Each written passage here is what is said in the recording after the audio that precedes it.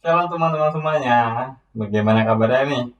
Semoga kalian selalu sehat dan pastinya selalu dalam pendidikan Tuhan. Teman-teman, kalian pernah nggak sih merasa atau bahkan sedang dalam keadaan gelisah? Pastinya pernah dong ya.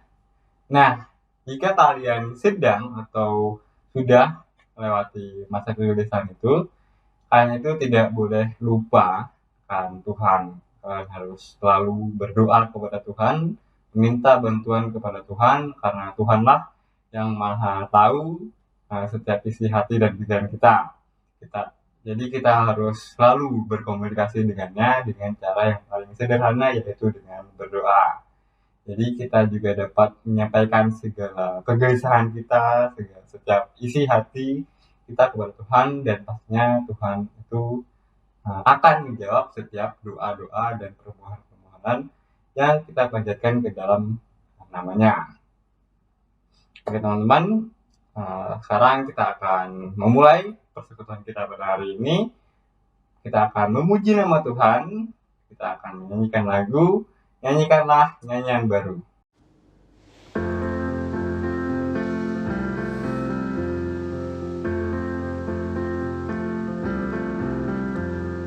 Nyanyikanlah nyanyian baru bagi Allah, Pencipta cakrawala. Segala serafim kerubim pujilah Dia, besarkanlah namanya. Bersorak-sorai bagi rajamu, bersorak-sorai bagi rajamu. Puji Dia, wahai matahari, wahai bulan, sembahlah Dia terus. Dan wahai bintang-bintang terang yang gemerlapan, muliakan Penciptamu. Bersorak-sorai bagi rajamu, bersorak-sorai bagi rajamu. Nyanyikanlah nyanyian baru bagi Allah, semua ciptaannya, semesta alam. Pujilah Tuhan yang di sorga, nyanyikan haleluya.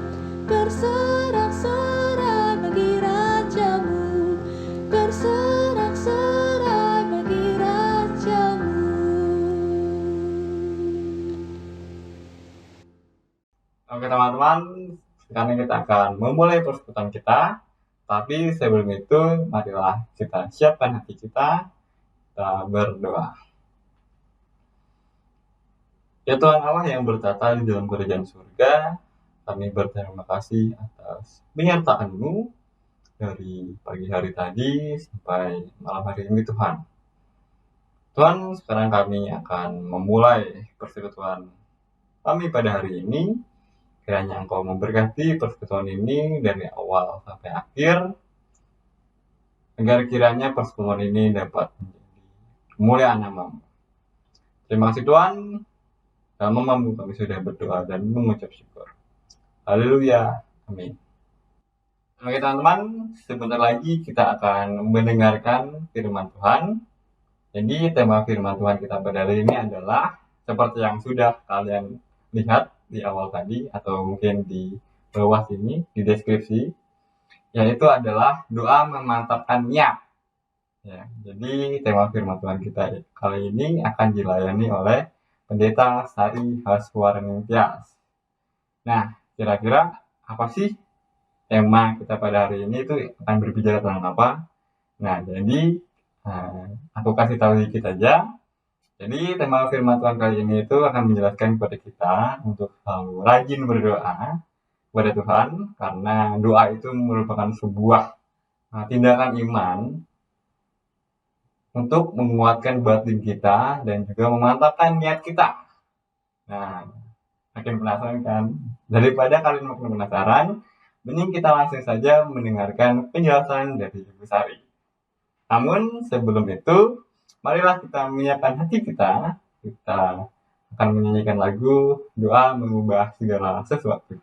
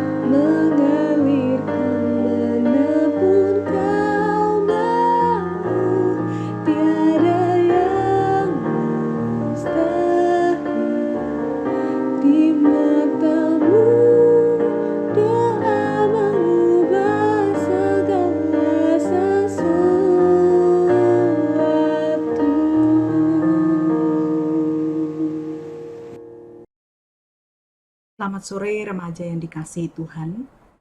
Kini saatnya kita bersama akan mendengarkan firman Tuhan. Sebelum kita membaca dan merenungkan sabda Tuhan, kita akan datang kepadanya di dalam doa, mohon pertolongan Roh Kudus. Mari kita berdoa. Ya Tuhan di surga, inilah saatnya bagi kami untuk berdiam di hadapan-Mu dan mendengarkan Engkau berbicara kepada kami. Biarlah kami dapat duduk dengan tenang mendengarkan Engkau menyapa kami, menyediakan telinga, hati, dan pikiran yang siap dibaharui. Sehingga kami semua dapat menemukan berkat dari sabda Tuhan yang hendak kami renungkan bersama. Mari Tuhan berbicaralah, kami siap untuk mendengarkan. Dalam nama Tuhan Yesus Kristus, kami berdoa. Amin. Saudara-saudara yang dikasihi Tuhan, pada kesempatan sore hari ini kita bersama akan merenungkan tema doa memantapkan niat. Firman Tuhan diambil dari Lukas 18 ayat 9 sampai 14. Mari kita bersama-sama memperhatikan bacaan firman Tuhan hari ini. Lukas 18 ayat 9 sampai 14, demikian bunyi firman Tuhan. Dan kepada beberapa orang yang menganggap dirinya benar dan memandang rendah semua orang lain, Yesus mengatakan perumpamaan ini. Ada dua orang pergi ke bait Allah untuk berdoa.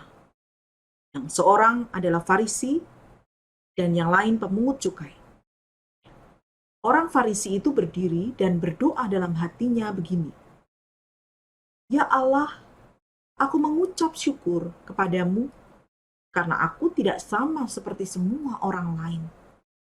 Bukan perampok, bukan orang lalim, bukan pezinah, dan bukan juga seperti pemungut cukai ini. Aku berpuasa 2 kali seminggu. Aku memberikan 1/10 dari segala penghasilanku. Tapi pemungut cukai itu berdiri jauh-jauh. Bahkan ia tidak berani menengadah ke langit. Melainkan ia memukul diri dan berkata, Ya Allah, kasihanilah aku, orang berdosa ini. Aku berkata kepadamu, orang ini pulang ke rumahnya sebagai orang yang dibenarkan Allah, dan orang lain itu tidak. Sebab barang siapa meninggikan diri, ia akan direndahkan, dan barang siapa merendahkan diri, ia akan ditinggikan. Demikianlah pembacaan firman Tuhan. Yang disebut berbahagia adalah setiap kita yang hidupnya selalu memelihara sabda Tuhan. Saudara-saudara, pernahkah saudara mendengar tentang kejahatan yang kerap dilakukan ketika berada di anjungan tunai mandiri atau ATM? Dari begitu banyaknya kasus yang sering terjadi, saudara-saudara, ternyata ditemukan bahwa korban dapat dengan mudah dikelabui oleh orang yang berbuat jahat atau si pelaku kejahatan. Itu karena modusnya adalah pelaku kejahatan ini menawarkan sesuatu perbuatan baik. Jadi pada link berita yang saya bagikan ini, saudara, di sana pelaku kejahatan itu menawarkan bantuan kepada korban ketika korban ini mengalami ATM-nya macet atau mesin tidak bisa digunakan. Lalu dia menawarkan bantuan untuk mencoba. Pada saat ATM diserahkan kepada pelaku kejahatan ini, ATM itu ditukar. Lalu ketika memasukkan ATM yang bukan milik si korban ini, si korban diminta memasukkan PIN. Nah, saat itu pelaku kejahatan akan mengintip PIN-nya, sehingga kemudian dengan mudah dengan ATM asli milik korban itu, dia kemudian menguras uang yang ada dalam isi ATM si korban itu. Menyedihkan sekali ya, saudara-saudara.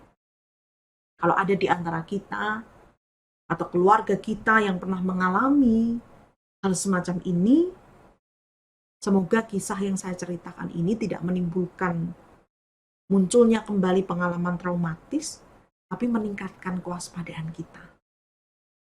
Sebab di sini kita melihat bahwa bisa terjadi suatu perbuatan yang nampaknya baik, tidak selalu mengindikasikan maksud atau niat yang baik. Perbuatan baik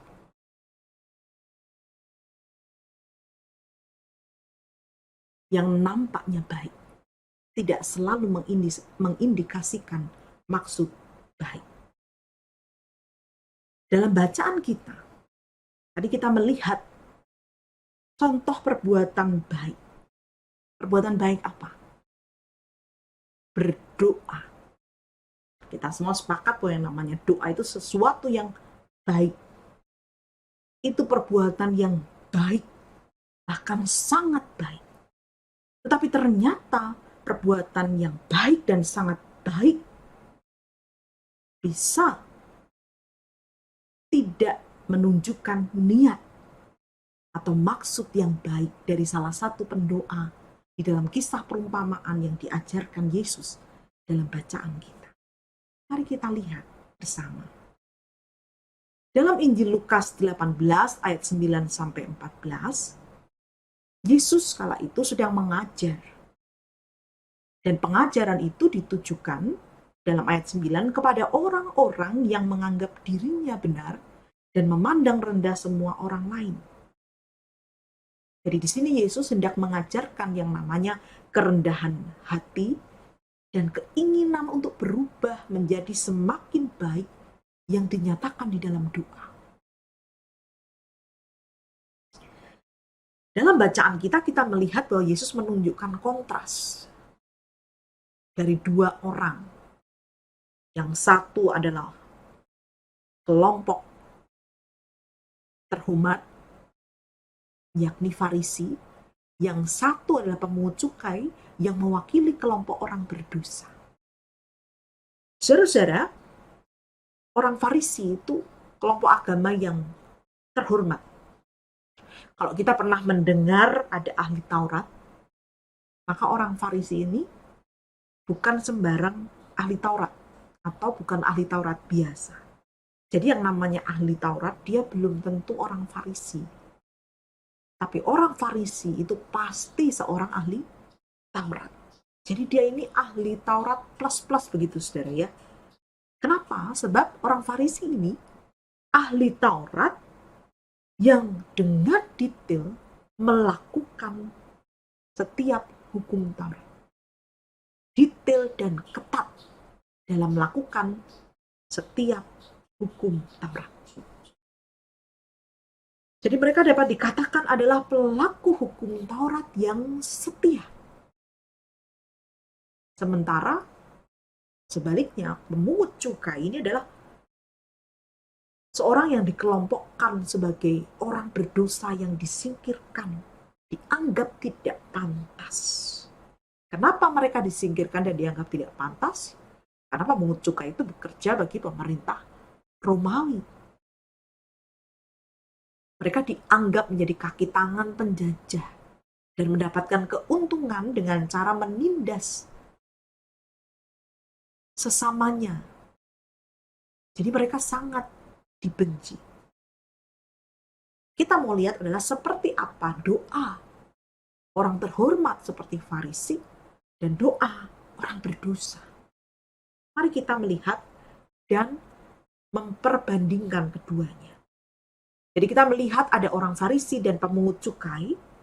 Kita mulai dengan melihat sikap doa. Orang Farisi tadi dikatakan sikap doanya berdiri. Sementara pemungut cukai dicatat berdiri jauh-jauh, tidak berani menengadah ke langit, lalu dia memukul diri.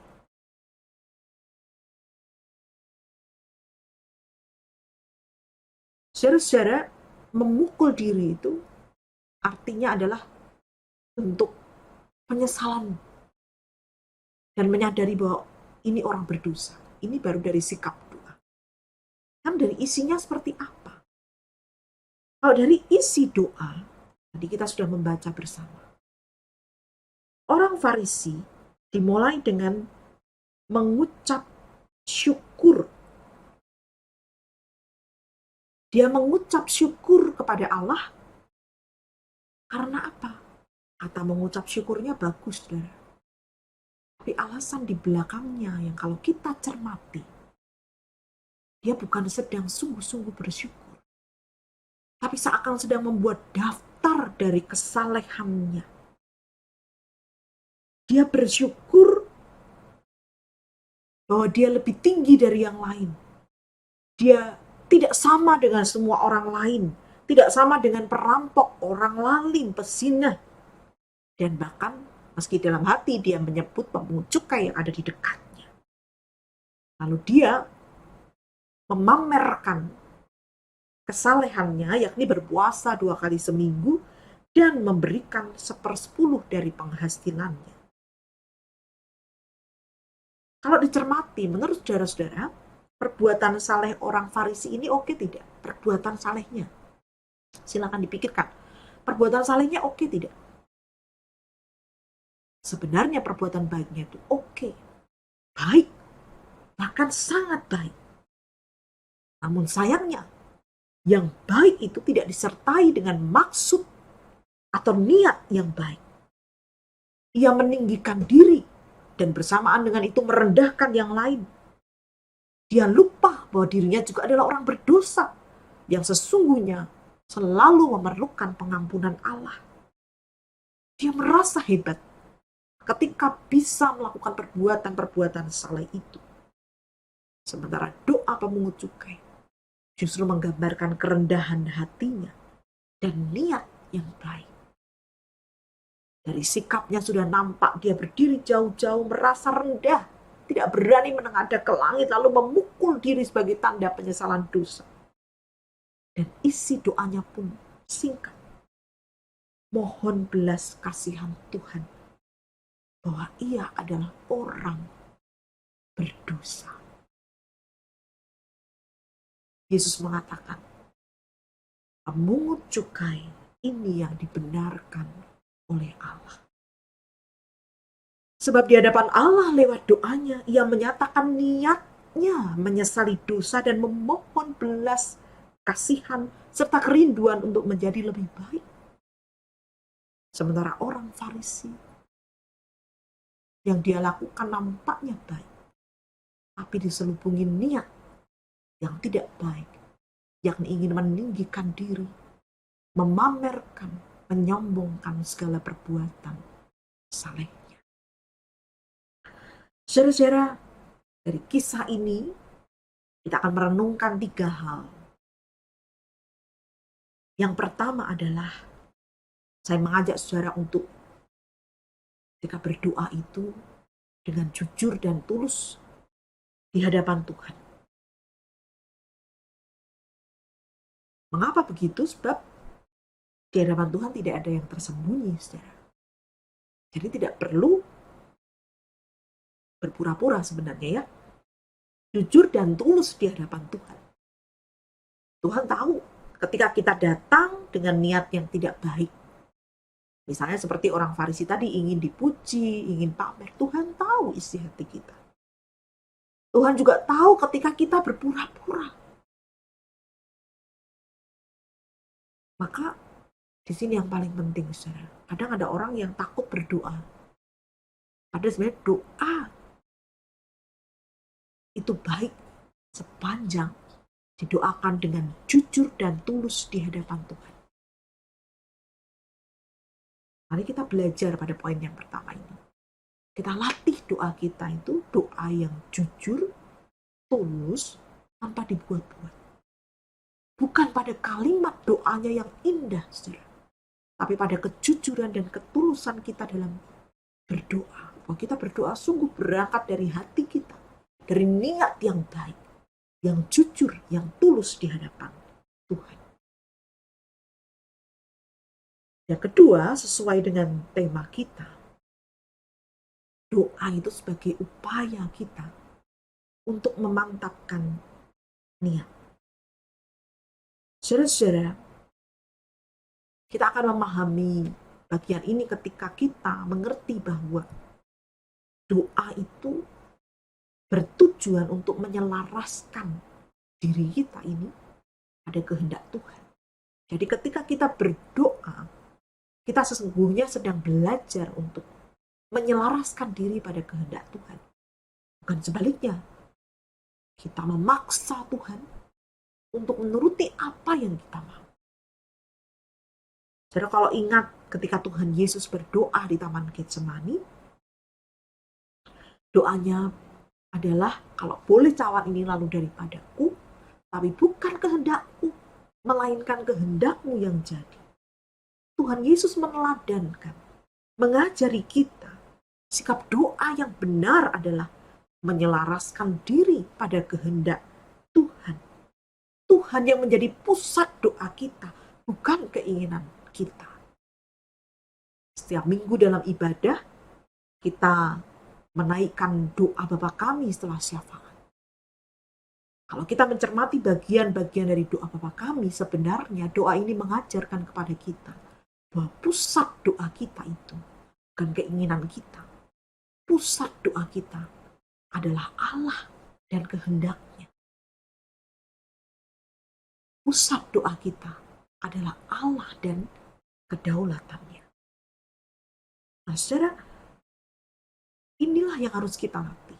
Bahwa doa itu bertujuan untuk menyelaraskan hidup kita ini dengan kehendak Tuhan atau kehendak Allah. Contoh, saudara ya, kita pasti saat ini berdoa, mohon kesehatan dan tidak sakit.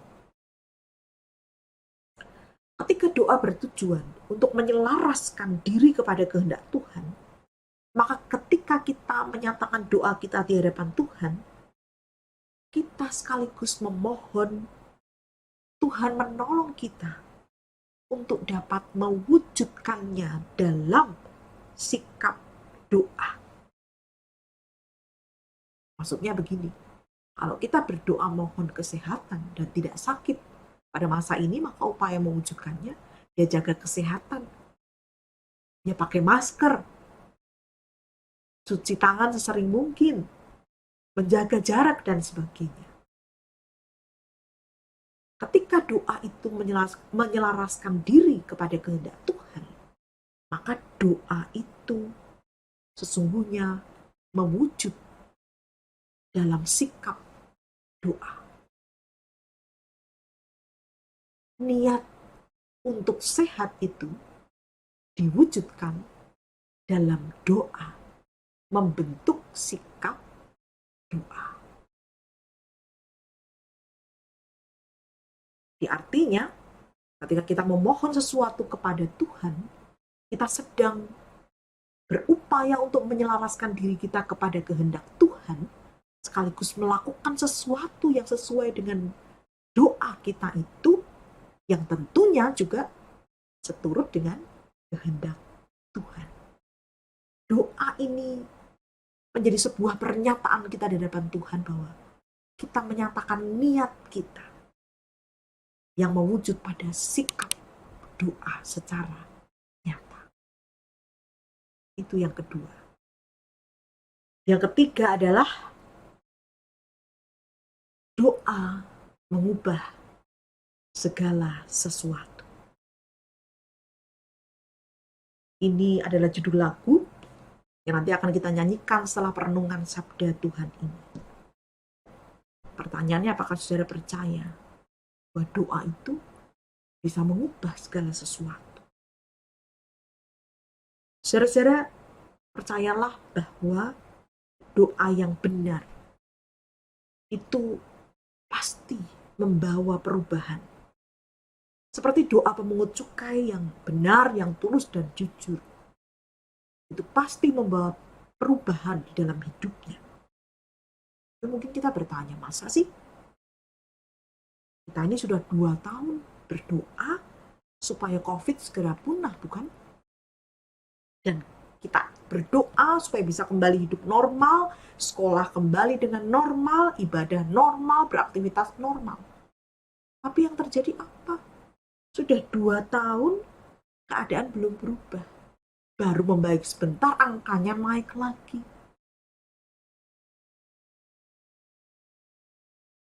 Sepertinya doa tidak mengubah sesuatu. COVID masih ada, bahkan melonjak tajam. Bukan berarti doa kita tidak mengubah sesuatu. Apa yang sesungguhnya diubah dari doa kita? Yang diubah adalah diri kita. Doa itu mengubah kita, membuat kita tahu bagaimana kita bisa tetap melayani Tuhan di masa seperti ini. Doa juga memberi kita kekuatan untuk melakukan protokol kesehatan meskipun berat dan tidak nyaman. Perhatikan kalimat ini.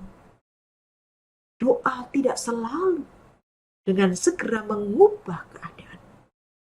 Namun doa bisa mengubah sikap hati kita. Mengubah cara kita berpikir dan bertindak.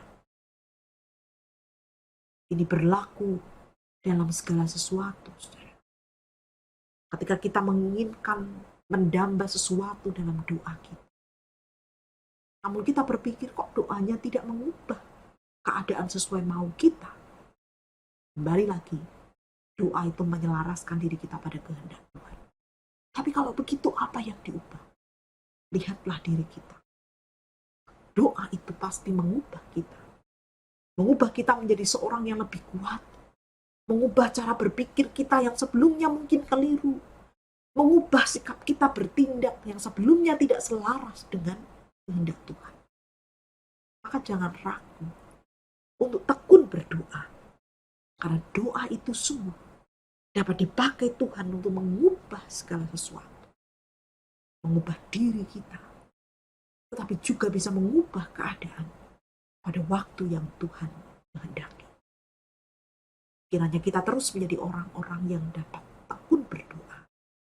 Karena lewat doa itu, kita bisa dibaharui melalui niat yang baik dalam diri kita. Karena lewat doa itu, Tuhan bekerja untuk mengubah segala sesuatu. Terutama mengubah diri kita selaras dengan Tuhan. Tuhan menolong saudara saat hening bagi kita. Amin. Oke, terima kasih kepada Bu Sari atas penjelasannya untuk tema firman Tuhan kita pada kesempatan hari ini. Nah, jadi sekarang aku mau nge-review sedikit dari apa yang aku tangkap. Jadi bahwa kita itu harus berdoa dengan hati yang tulus, dengan niat yang tulus, jujur, terbuka kepada Tuhan, karena Tuhan juga Maha tahu apa yang ada di hati dan pikiran kita. Nah, tidak hanya itu, kita juga harus menjadikan Tuhan sebagai pusat doa kita, ya. bukan keinginan kita sebagai pusatnya, tetapi Tuhan sebagai pusatnya. Nah, kita juga harus percaya bahwa doa itu tidak selalu mengubah segala sesuatu, tetapi doa itu pasti mengubah sikap hati kita, perbuatan kita, pikiran kita akan sebuah hal atau sesuatu hal. Nah, jadi kita juga harus selalu menyelaraskan diri kita kepada Tuhan. Nah, untuk merespon firman Tuhan tadi, marilah kita bersama-sama nyanyikan lagu Bukan Karena Upahmu.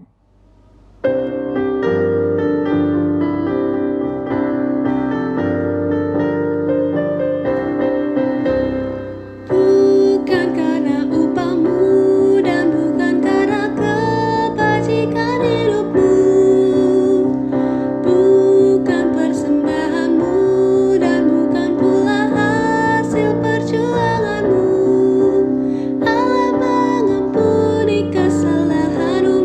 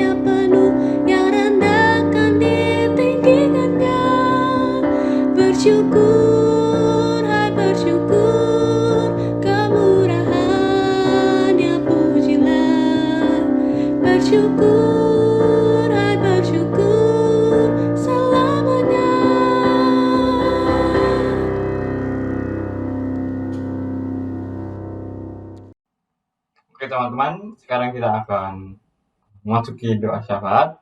Jadi nanti doa syafaat akan didoakan oleh teman-teman yang bertugas, dan nanti doa syafaat akan aku tutup dan bersama-sama kita menyanyikan Bapa terima kasih. Tuhan Yesus yang baik, yang bertata dalam kerajaan surga yang mulia, terima kasih Tuhan untuk berkat karunia-Mu dalam kehidupan kami. Sampai pada hari ini Tuhan masih berikan kami kesempatan untuk berkumpul, bersekutu bersama-sama walaupun secara daring, online Tuhan, tapi tidak menyurutkan niat kami untuk terus dapat memuji nama Tuhan. Ya Tuhan, pada kesempatan kali ini juga kami ingin menyampaikan doa dan kerinduan kami terhadap Tuhan. Yang pertama untuk pandemi COVID-19 yang sekarang sedang marak lagi Tuhan di mana-mana. Berkatilah Tuhan, kiranya pandemi COVID-19 ini dapat segera berakhir dan kondisi segera pulih sehingga kami dapat melakukan aktivitas kami secara semestinya Tuhan, tanpa perlu mengkhawatirkan berbagai hal. Terima kasih Tuhan. Tuhan, sekarang kami berdoa khusus untuk para tenaga medis Indonesia Tuhan. Kiranya Kau mau memberkati mereka dan kiranya Kau mau memberikan kekuatan agar mereka tetap bisa menjalani pekerjaan mereka dengan baik di tengah pandemi ini ya Tuhan. Terima kasih Tuhan. Ya Tuhan, kami juga ingin berdoa untuk teman, keluarga, Jemaat GKI Bintaro Utama maupun semua warga Indonesia Tuhan yang sedang sakit. Sekiranya mereka diberikan kesehatan kembali dan segera pulih dan diberikan kelancaran dalam melakukan semua proses pemulihan. Terkhusus untuk pasien yang terpapar COVID-19 Tuhan, kiranya mereka lekas pulih dan dapat menjalankan kehidupan mereka masing-masing kembali dengan tetap menaati protokol kesehatan. Terima kasih Tuhan. Tuhan, kami juga mau berdoa untuk orang-orang yang masih harus bekerja di luar di tengah pandemi ini. Biarlah Tuhan melindungi dan menjauhkan mereka dari segala virus-virus dan penyakit menular. Terima kasih Tuhan. Tuhan, kami berdoa untuk kegiatan belajar remaja Bintama. Saat ini, sebagian besar kegiatan pembelajaran dilakukan secara online. Tuhan, sertai kami dalam kegiatan belajar kami dan mampukan kami untuk selalu mengikuti kegiatan belajar dengan baik dan lancar. Terima kasih Tuhan. Kami juga ingin berdoa untuk kegiatan remaja GKI Bintaro Utama Tuhan. Kami ingin berterima kasih atas berkat-Mu dalam kegiatan-kegiatan remaja yang tak lalu, yaitu persatuan doa, persatuan online, beramal Alkitab, konten online, dan kegiatan-kegiatan lainnya Tuhan. Kami berterima kasih karena Engkau boleh memberkati kegiatan-kegiatan tersebut dan juga petugas-petugasnya agar kegiatan-kegiatan tersebut boleh berjalan lancar dan berguna bagi rencana-Mu dan juga berguna untuk teman-teman remaja Tuhan. Sekarang kami ingin berdoa untuk kegiatan-kegiatan remaja ke depan Tuhan.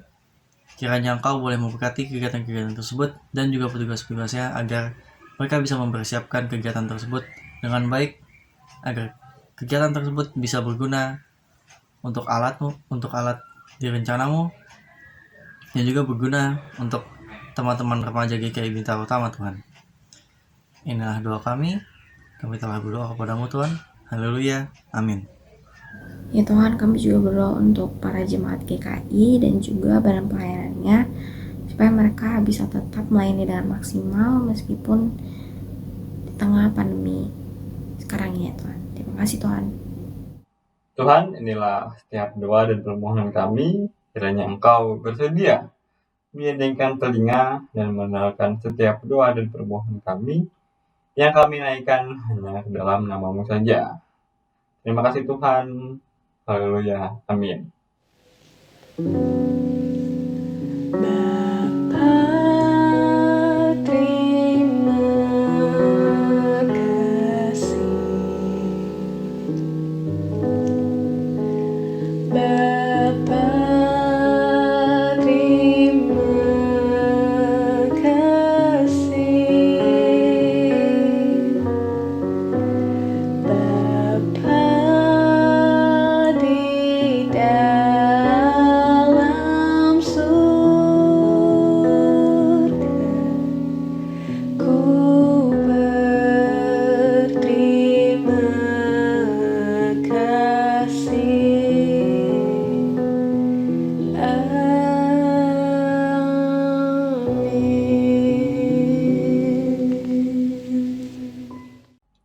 kasih untuk teman-teman yang sudah mengikuti persekutuan online pada hari ini dari awal sampai akhir.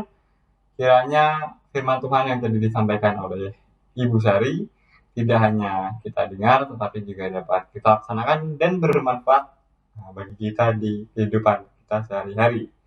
Terima kasih juga untuk teman-teman yang sudah bertugas pada persekutuan online pada kali ini.